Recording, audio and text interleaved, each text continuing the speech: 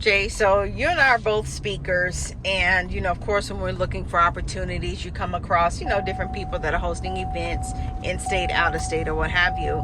What I'm seeing more and more of is a lot of these event creators and producers implementing a pay to speak model, where the speakers have to incur all of the expenses for a 20-minute platform, and then that's it. So what are your thoughts about this?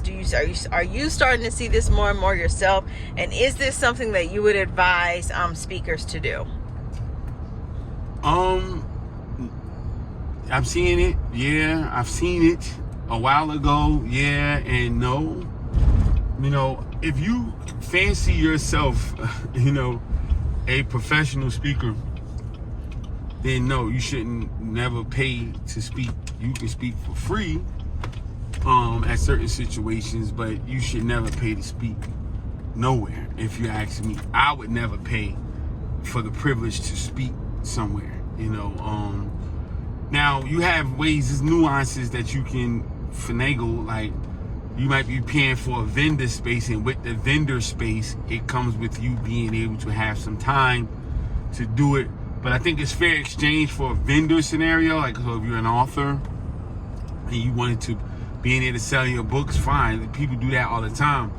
But it's not paying to speak. It's paying to vend, But again, if I'm advising, if I'm coaching a speaker or a trainer in that space or somebody like that, I would tell them to, again, get that done at no cost. Hey, look, you're not paying me my $1,000, $2,000, $5,000, whatever your cost is, whatever your rate is.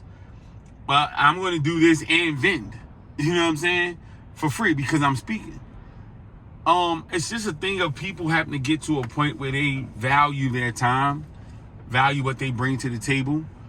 People they're going to try you. You know what I'm saying? They're going to try you and say, hey, want you to speak for free. And they try you, want you to pay.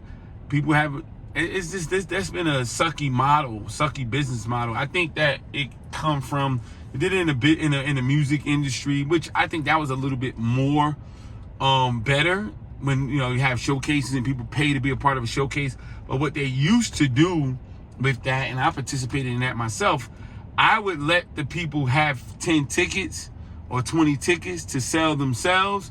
And the pitch was this: if you can't get 10 to 20 people to come to pay to see you perform, then you don't need to be involved in this scenario. You know what I'm saying? And that makes sense.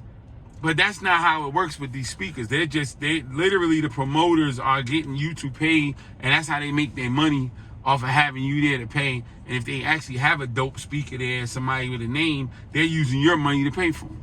So, and you were saying, okay, it's all good because I was on the platform with this person or that person.